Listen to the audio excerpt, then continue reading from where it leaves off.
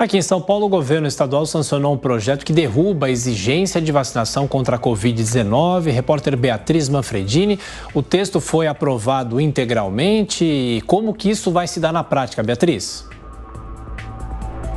Não, Tiago, esse texto ele foi aprovado com vetos e com exceções. Essa já era a expectativa que Tarcísio de Freitas não aprovasse integralmente esse projeto de lei, que foi aprovado na Alesp às vésperas do recesso parlamentar, em um pacotão de projetos aí em que 78 projetos foram aprovados, bem no fim do ano passado. E o governador Tarcísio de Freitas tinha até hoje para publicar, então, a decisão no Diário Oficial aqui do estado de São Paulo. Então, ele sancionou esse projeto com alguns vetos.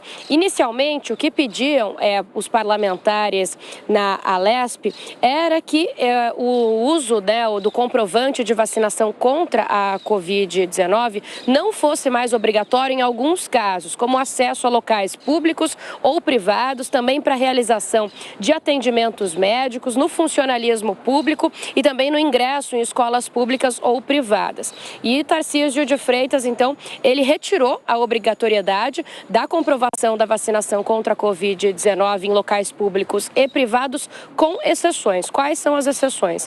Profissionais da saúde, esses precisam continuar apresentando esse comprovante. Também trabalhadores que cuidam diretamente de idosos, de crianças portadoras de deficiência e de mulheres grávidas. Isso por quê? Porque esse grupo, de profissionais da saúde e desses trabalhadores são pessoas que têm contato com outras que têm mais propensão a desenvolver formas graves da Covid-19, a ter casos mais graves da doença. Por isso, então, essa foi a decisão de Tarcísio. Essas pessoas precisam continuar comprovando obrigatoriamente que tem a vacina para evitar que contaminem pessoas, digamos assim, mais frágeis e mais suscetíveis a formas graves da doença. Então, foi publicado hoje no Diário Oficial do Estado, já passa a valer e era uma medida, como eu disse, já esperada. O que se ouve, nos corredores do Palácio dos Bandeirantes é que Tarcísio quer mostrar que não é anti-vacina, mas também quer assumir uma posição de contrariedade a essa obrigatoriedade. Ele já tinha prometido durante a campanha que retiraria essa obrigatoriedade, então ele tenta assumir uma posição mais ao centro. A ideia, inclusive, do governo aqui do estado de São Paulo é começar uma campanha intensa de vacinação para que os índices de vacina, de cobertura vacinal no estado continuem acima dos 90%, porque a ideia de Tarcísio é que a vacina não deve ser algo obrigatório, mas sim algo que deve ser induzido, algo que as pessoas devem ser convencidas sem essa obrigatoriedade. É isso, então, que ele quer demonstrar e a gente pode esperar uma campanha de vacinação para os próximos meses. Tiago.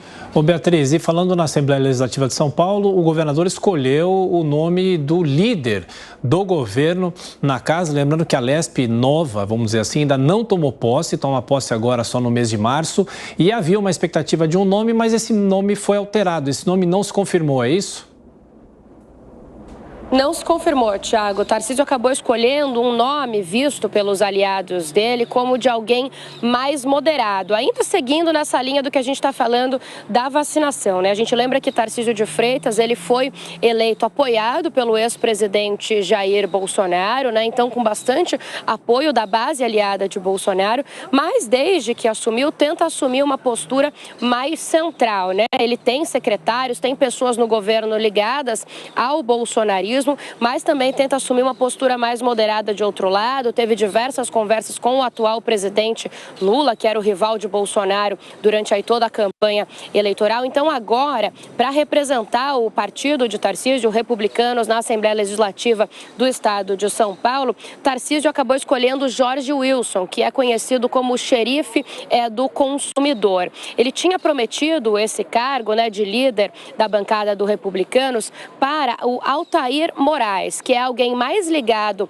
ao bolsonarismo mesmo e também à Igreja Universal. Então era algo esperado pelo partido, pelo Republicanos, que ele fosse o líder aqui na Casa do Estado de São Paulo, mas isso então não acabou acontecendo. Ele acabou indicando o Jorge Wilson. Isso foi visto como um certo incômodo pelas pessoas mais ligadas ao bolsonarismo, ao ex-presidente Jair Bolsonaro, próximas de Tarcísio. Eles esperavam alguém então mais mais raiz do que alguém mais ao centro, mas Tarcísio então segue tentando adotar essa postura mais moderada, tentando ali jogar, balançar e equilibrar os dois lados para governar, Thiago.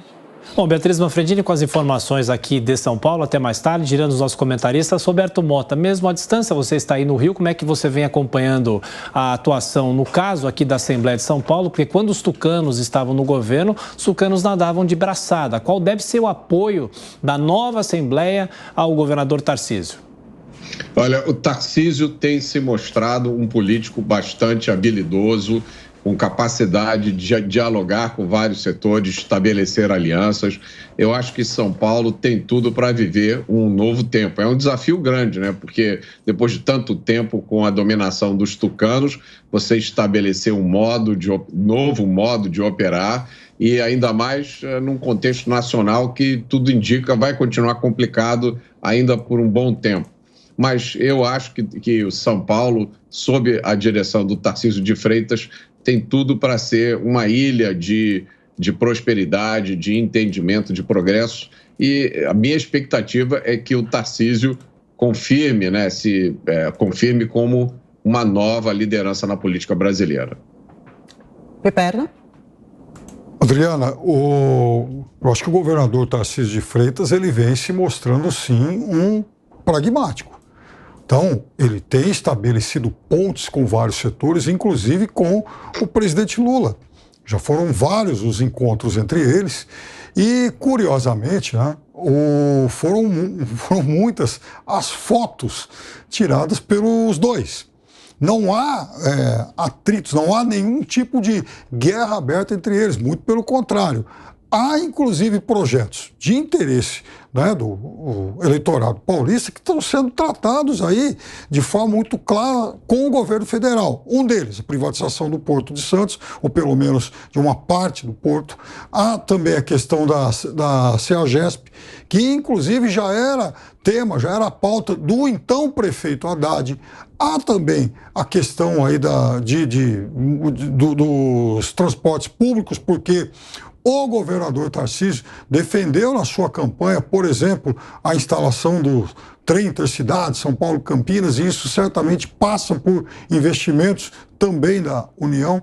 Então, veja, nesse sentido, ele vem se tornando um pragmático, cada vez mais próximo, inclusive de Gilberto Kassab, que é o seu homem de confiança e não tão perto assim da base, digamos, bolsonarista raiz, aquilo que ele faz muito bem. Então, veja, a movimentação dele é hoje muito diferente daquela verificada em relação, por exemplo, ao governador Zema, que esse sim vai se aproximando mais daquele público mais fiel ao ex-presidente Bolsonaro. Vamos ver qual dos dois, com o tempo, acabou fazendo a aposta mais correta.